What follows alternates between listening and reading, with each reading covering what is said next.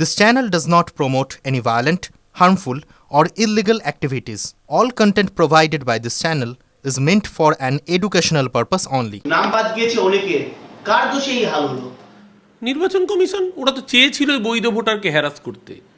ধরুন আপনার নাম সায়ন্ত, আপনি লেখেন SAYANTA, হয়তো কেউ লেখে SAYANTO, দুটোই তো সঠিক। 2002 সালে ধরুন আপনার নাম ছিল TO করে, পরবর্তীকালে আপনার মনে হয়েছে ওটা ভুল বানান, আপনি সঠিক বানানে ঠিক করেছেন, TA করেছেন, তার জন্য আপনার নাম বাদ গেছে। লক্ষ লক্ষ এই ধরনের হয়রানির মুখে ফেলতে হচ্ছে মানুষকে, নির্বাচন কমিশনকে, কারণ বিজেপির দালালি করতে হবে বলে, বিজেপির তাবেদারি করে মানুষের হয়রানি করতে হবে, কারণ বিজেপিকে এ রাজ্যে ভোটে জিততে হবে। আমরা প্রথম দিন থেকে বলেছিলাম এটা একটা অসভ্য প্র্যাকটিস, ঠিক তারই নিদর্শন দেখা যাচ্ছে এই 16 তারিখ। আজকে যখন খসড়া তালিকা বেরোচ্ছে, একের পর এক মিসম্যাচের অধিকাংশ হচ্ছে কোনো একটা বানানের এদিক থেকে ওদিক। এই অসভ্যতম মানুষকে নিয়ে হয়রানি করা। দিল্লির ঠান্ডা ঘরে বসে, আমি তো শ্রমিক ভট্টাচার্যের ওই ডায়লগটা এখন মনে পড়ছে এখনো, দিল্লির ঠান্ডা ঘরে বসে জ্ঞানেশ কুমারকে বলছি জ্ঞানের বাণী বিতরণ করবেন না দিল্লির ঠান্ডা ঘরে বসে। এখন তো মনে হচ্ছে আমাদেরও বলা উচিত, দিল্লির ঠান্ডা ঘরে বসে আপনি জ্ঞানের বাণী বিতরণ করছেন আর বাংলার মানুষকে এইভাবে হ্যারাসমেন্ট করছেন, এই অসভ্যতামি দেশের মানুষ মেনে দেবে? যদি শুনানিতে না ডাকা হয় বা শুনানি যদি না ডাক পান, তাহলে সাধারণ মানুষ কি করবেন? ক্যাম্প কোথায় যাবেন? একটা জিনিস বুঝতে হবে, এই কাজটা পুরোপুরি সংবিধান বিরোধী হচ্ছে। ভারতবর্ষের সংবিধান অনুযায়ী 1987 সালের আগে যার জন্ম সে বাই ডিফল্ট ভারতের নাগরিক। 1987 সালের পরে কিন্তু 2004-এর আগে যদি জন্ম হয়ে থাকে তাহলে বাবা অথবা মা যে কোনো একজন ভারতের নাগরিক হলেই হবে।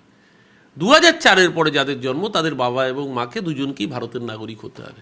তো যার জন্ম 1987-র আগে বা 1987 থেকে 2004-এর মধ্যে, তাকে কেন নতুন করে আবার নাগরিকত্বের প্রমাণ দিতে হবে? এই গোটা প্রসেসটাই তো মানে এগেনস্ট দ্য কনস্টিটিউশন।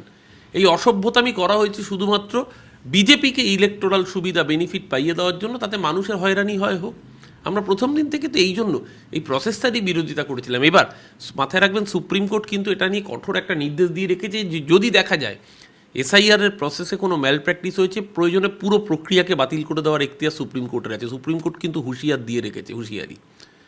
যেভাবে সামান্য একটা নামের স্পেলিং এদিক ওদিক থাকায় কার্যত, এবং টার্গেট করে করে সংখ্যালঘুদের, মুসলমানদের, কিন্তু মুসলমানদের টার্গেট করতে গিয়ে যেটা হয়েছে মতুয়াদের নাম বাদ চলে গিয়েছে।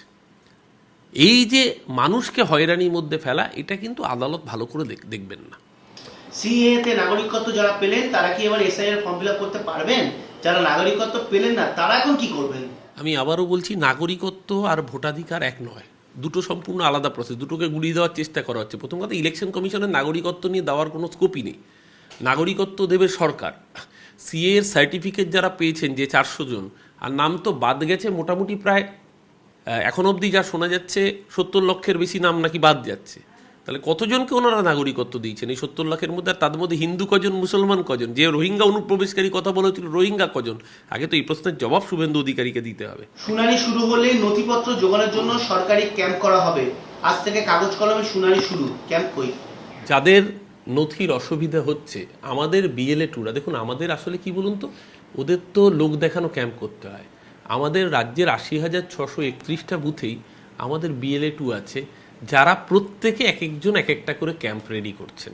Camp in the sense of, ওই আমরা দুয়ারে সরকার বলি, পরিষেবাটাও দুয়ারেই দেওয়া হচ্ছে। আমাদের প্রতিটি BLA 2 যাদের যাদের নাম বৈধ ভোটারের নাম বাদ দেওয়ার চেষ্টা করা হচ্ছে, তাদের সমস্ত ডকুমেন্ট যাতে পেতে কারুর কোনো অসুবিধা না হয়, সরকারি স্তরে সরকার যেরকম সহযোগিতা করবে, তেমনি রাজনৈতিকভাবে আমাদের BLA 2রা কার্যত যেরকমভাবে এনুমারেশন ফর্ম ডিস্ট্রিবিউশনের সময় জোনাল মার্কিংয়ে রেখেছিল, এক্ষেত্রেও প্রয়োজনীয় যা যা অ্যাসিস্ট করার আমাদের সহকর্মীরা BLA 2রা করবে। কারণ বিজেপি বা CPM কারোরই তো রাজ্যের 80,000 বুথে BLA 2 নেই। হুমায়ুনের টেক্সটাইল মোড়ের সভা নিয়ে জটিলতা। ইতিমধ্যে মাঠ দখল তৃণমূলের। শাসক বিরোধী কেউ সভা করলে মাঠ পাওয়া কঠিন হয়, এটা কেন? সেই ধারাতেই হুমায়ুনের সভার জটিলতা। বাজারে এখন না পালং শাক উঠেছে, শীতকাল তো, এখন পালং শাক খুব সস্তা, 5 টাকায় আটি। আপনি পালং শাকের ক্যাশ মেমো চাইলে দোকানদার আপনাকে তাড়া করবে। হুমায়ুন কবির তার আবার সভা, তার আবার মাঠ। হ্যাঁ, রেজিস্টার্ড রাজনৈতিক দল সম্পর্কে বলতেন, তাও নয় উত্তর দেওয়া যেত। রেজিনগর আর ভরতপুরের বাইরে যার 20টা লোক জোগাড় করার ক্ষমতা নেই, তার কথা বড় বড় বাতেলাবাজি। শুনুন, ধর্ম দিয়ে পশ্চিমবঙ্গে ভোট হবে না। ধর্মীয় অনুষ্ঠানে মানুষ যাবেন, ধর্মীয় অনুষ্ঠানে ধর্মের সঙ্গে সম্পৃক্ত, ধর্মকে ভালোবাসেন, শ্রদ্ধা করেন, ধর্মাচরণ করেন সেই মানুষ যাবেন। কিন্তু ধর্ম আর ভোট বাংলায় কখনো এক হবে না, কারণ এই বাংলার মাটি রবীন্দ্রনাথের। এই বাংলাকে ধর্মের বিভাজন দিয়ে, ওই যে ধর্মের বেশে মোহ এসে যারে ধরে, অন্ধ সেজন মারে আর শুধু মরে, ধর্ম দিয়ে বাংলা যেতে যাবে না। মধ্যগড়ে ম্যাপিং এর অনেকের নাম নেই, কি হবে এদের ভবিষ্যৎ? এই ভবিষ্যতের মুখে, অনিশ্চিত ভবিষ্যতের মুখে ফেললো কে? অমিত শাহ। অনিশ্চিত ভবিষ্যতের মুখে ফেললো কে? সুকান্ত মজুমদার, শান্তনু ঠাকুররা। এর জবাব মতুয়ারা। শেষ করছেন, সংখ্যালঘু এলাকার থেকেও বেশি মতুয়াগড়ে ম্যাপিং এর ক্ষেত্রে নাম নেই। আমি তো এরা কি করবে? আমরা তো প্রথম দিন থেকে এটাই বলেছিলাম যে সবচেয়ে বেশি বিপদের মুখে ঠেলা হলো আদিবাসী, উদ্বাস্তু, তপশিলি, নমশূদ্র, SC ST, মতুয়া, পাগল, দলপতি, ভক্ত, গোসাইদের, যাদের অধিকাংশের সত্যি সত্যি তারা অত্যাচারিত হয়ে এসছেন, তাদের 2002-এর আগে ডকুমেন্ট নেই, যাদের ভোটে প্রতিটা ভোটে বিজেপি স্ফীত হচ্ছে, লোকসভায় জিতছে, বিধানসভায় জিতছে বর্ডার লাগোয়া, তাদেরকে আজকে বিপদের মুখে ঠেললো যারা, তার নাম ভারতীয় জনতা পার্টি।